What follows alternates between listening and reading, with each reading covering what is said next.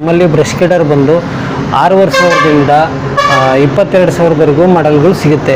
ಈಗ 6,500ದಿಂದಲೂ ಸಿಗುತ್ತೆ. 6,500 ಮಾಡೆಲ್ ಇದೆ, 7,500 ಮಾಡೆಲ್ ಇದೆ, 8,500 ಮಾಡೆಲ್ ಇದೆ, 9,500 ಮಾಡೆಲ್ ಇದೆ, 12,000 ಮಾಡೆಲ್ ಇದೆ, 13,000 ಮಾಡೆಲ್ ಇದೆ, 15,000 ಮಾಡೆಲ್ ಇದೆ, ಅಪ್ ಟು 22,000ವರೆಗೂ ನಮ್ಮಲ್ಲಿ ಬ್ರಷ್ ಕಟರ್ ಸಿಗುತ್ತೆ. ಮತ್ತು ಈಗ ಹೇಳಿದ ಬ್ರಷ್ ಕಟರ್ಗಳೆಲ್ಲ ಮಾಡೆಲ್ಗಳೆಲ್ಲ 2 ಸ್ಟ್ರೋಕ್ ಇಂಜಿನ್ಗಳು ಆಗಿರುತ್ತೆ.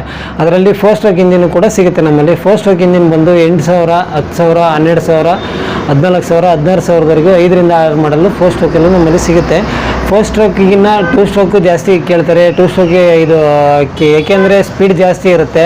ಸ್ಪೀಡ್ ಜಾಸ್ತಿ ಇರೋದ್ರಿಂದ ಕೆಲಸನೂ ಬೇಗ ಆಗುತ್ತೆ ಅಂತ 2 ಸ್ಟ್ರೋಕ್ ಕೇಳ್ತಾರೆ. 2 ಸ್ಟ್ರೋಕಲ್ಲಿ ಏನು ವ್ಯತ್ಯಾಸ ಅಂದರೆ 2 ಸ್ಟ್ರೋಕಲ್ಲಿ ಸ್ಪೀಡ್ ಜಾಸ್ತಿ ಇರುತ್ತೆ, RPM ಸ್ಪೀಡ್ ಜಾಸ್ತಿ ಇರುತ್ತೆ. ಒಂದೊಂದು ಕಂಪ್ನಿದು ಒಂದೊಂದು RPM ಸಿಗುತ್ತೆ, ಒಂದೊಂದು ಥರ RPM ಸಿಗುತ್ತೆ. ಕ್ವಾಲಿಟಿ ಮೇಲೂ ಪ್ರೈಸ್ ಕೂಡ ಡಿಪೆಂಡ್ ಆಗುತ್ತೆ.